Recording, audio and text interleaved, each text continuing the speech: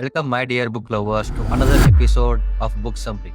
Today's video is going to be a very interesting video. If you are the one who is planning to start a side hustle along with your job, or without quitting your job, you want to start a new business, a small business which will help you to progress in your business life, then this video is for you. Watch this video till the end and implement the tips and techniques mentioned in today's video from the book Rework.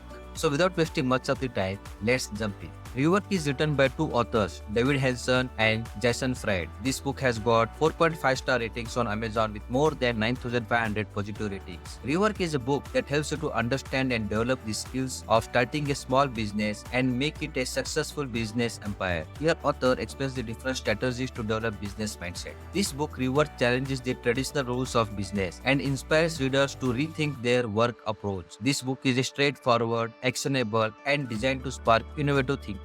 It proves that success doesn't require huge money to invest, infrastructure, and great number of employees to be a great businessman. Instead, it requires immense focus, courage, and simplicity. This book is perfect for small business owners who put their business at heart of their life. Whether you are aiming to do more, work smarter, or stand out in your field, this book offers the tools to help you succeed. Even if you are having a day job but dreaming of starting your new small-time business, then this book will inspire you to take a step ahead. Author says, today, starting a business is more accessible than ever. Tools and technologies that were once expensive are now affordable, making it possible for one person to do the work of the entire team. With just determination and creativity, you can build something remarkable. You don't need to work exhausting 60 to 100 hours per week to succeed. A manageable 30 to 40 hours a week can be just enough. Starting small, even a side hustle while keeping your day job, can provide the stability and cash flow you need.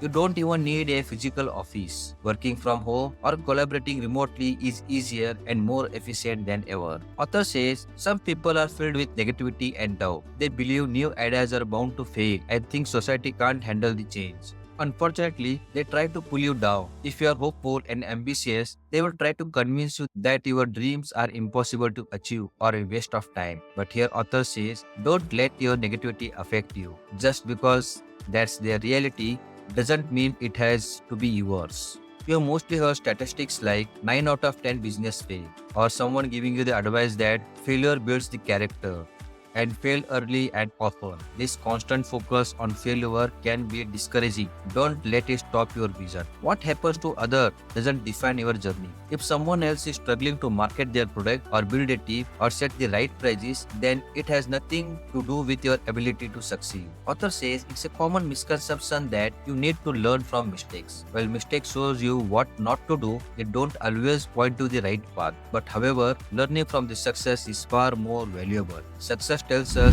what works, so you can repeat and build on it. Successful people focus on what works, not what doesn't work. Author says, our culture often praises workaholics, but it's not smart or even necessary. Working non-stop doesn't mean you care more or achieve more. It can lead to burnout. Workaholics waste time on endless hours instead of finding efficient solutions. They even create unnecessary crises to feel like a heroes. The truth is, workaholics don't save the day. Instead, they waste the day. Real success comes from working smarter, not harder, and focusing on what matters the most. Make a dent in the universe. Author says to do a great work, make your efforts count and create a meaningful impact.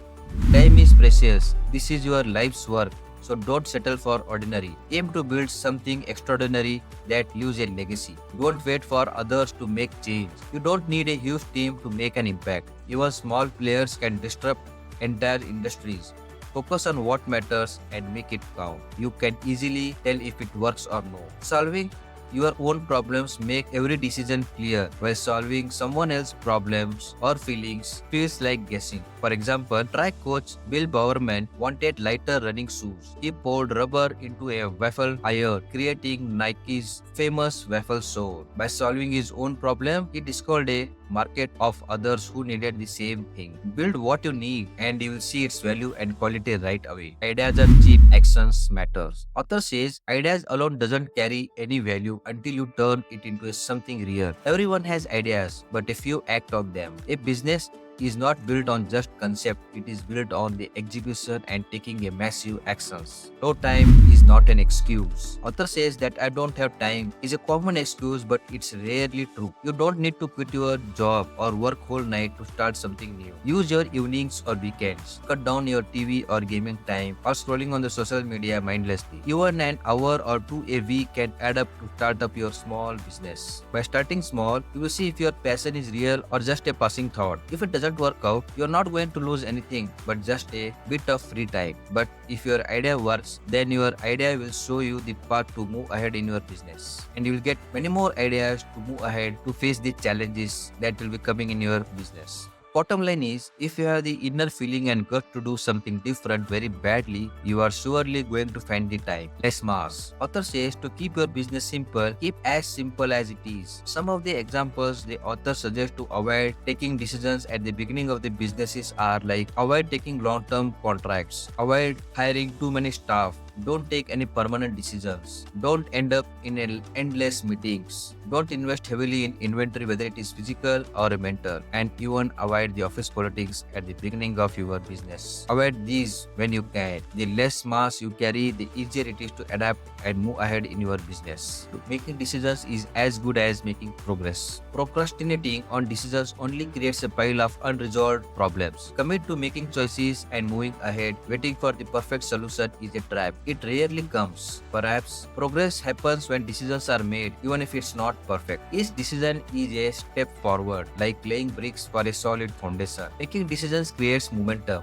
boosts morale, and keeps you moving. Remember, you are just likely to make a great decision today as you are tomorrow. Don't wait, decide and take actions. Focus on what never changes. Author says running behind the new trends is a risky game. Trends come and go, but real success comes from focusing on what stays constant. Build your business around timeless needs, things people will always want today, tomorrow, and 10 years from now. For example, Amazon focuses on what customers will always value: fast and free shipping, great selection, easy return, and low prices. These priorities don't depend on the latest trends, they are evergreen. Invest your energy and resources in delivering lasting value, but not on fancy ads. Businesses built on timeless principles stays forever, no matter how much world changes. Launch now. Start before it's perfect. Author asks here, when is the best time to launch your product or service? The answer is sooner than you think. If your product works and solves the problem of the market, then your product is ready. Don't wait for every little details to be perfect. Extras can wait and might even improve over time. Ask yourself, if I had to launch in 2 weeks, what would I focus on? This helps you prioritize what truly matters and cut out the unnecessary. For example, Camper, a shoe brand, opened a store while it was still under construction, letting customers to have the feel of the under construction furniture where the shoes were displayed. But this doesn't mean sacrificing quality. It's about starting, learning from the real feedback of the customers and improving over the time. Author says to stop guessing, launch and let experience guide you. Boost productivity by reducing interruptions. If you're always working late